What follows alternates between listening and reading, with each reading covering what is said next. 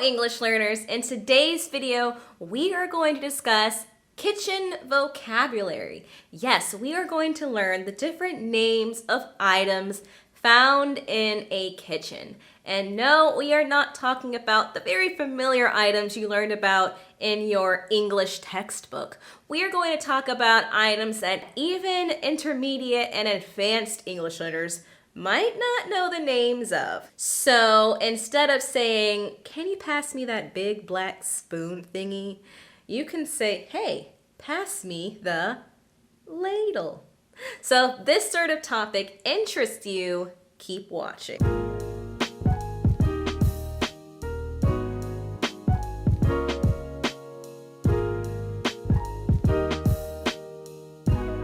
So in most kitchens, you might come across a fridge or a refrigerator. And in the freezer part of that refrigerator, you might see an ice maker. An ice maker is just the appliance in the freezer that makes ice. But if you don't have an ice maker in your freezer, which many of us don't, you might use one of these, an ice tray.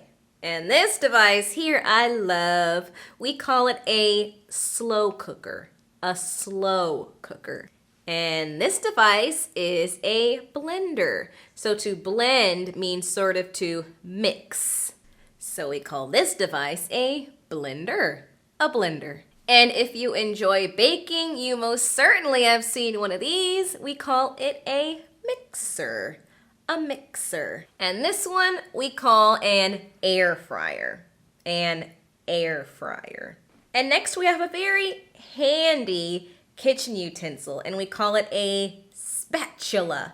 A spatula. Notice how it's spelled with a T, S-P-A-T-U-L-A,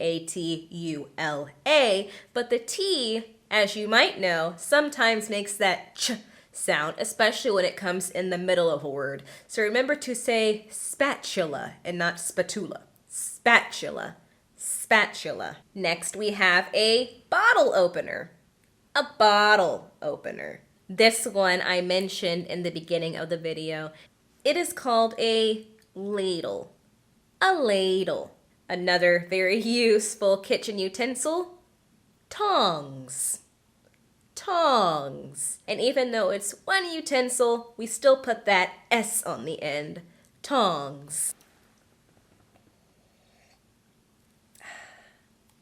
Mug. Mug. And if you are a wine drinker, chances are you probably used a corkscrew. A corkscrew. So that soft bark material that goes into the top of the wine bottle is called a cork. So this device is called a corkscrew. This would be a can opener. A can opener. You might use this device when you're cutting up your vegetables or your spices and herbs. It is called a cutting board. A cutting board. And to grate means to cut usually a food into smaller pieces by rubbing it against something. So in order to do that, you might use this device, and we just call it a grater. A grater. And this utensil we call a sieve. Sieve with the short I. Make sure you don't say sieve.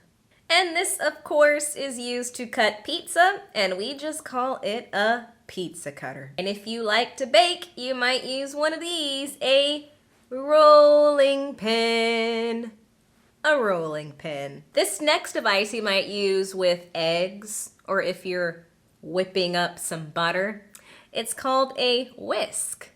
And this term whisk is also a verb, which I actually go over in my cooking verbs in English video. So if you haven't checked that out, make sure you check it out. It's also very useful. But to whisk is kind of like beating and stirring at the same time. And guys, I don't know about you, but I love to drink tea in the morning, noon, and night. So people like me always need to have a kettle or an electric kettle. And these here are called oven mitts or simply mitts. This one is called a frying pan. A frying pan. This is a saucepan. A saucepan. And here we have a pot. Pot. Here is a measuring cup. A measuring cup. These are measuring spoons. Measuring spoons. And this, of course, is a sink, and some sinks have a garbage disposal, which shreds up the food into small little particles that can go through the drain. A garbage disposal. And if you like making toast, you probably have a toaster. A toaster. This, of course, is a microwave. A microwave. And if you're like me and hate drying your dishes with a towel, you might have a dish rack. A dish rack. This is called a food processor.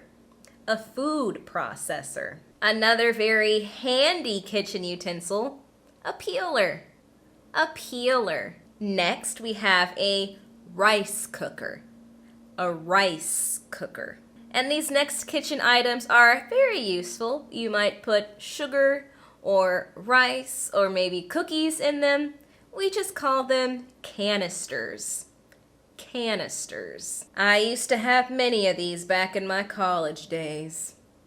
Shot glasses. Shot glasses. And on the new year, you might break out some of these.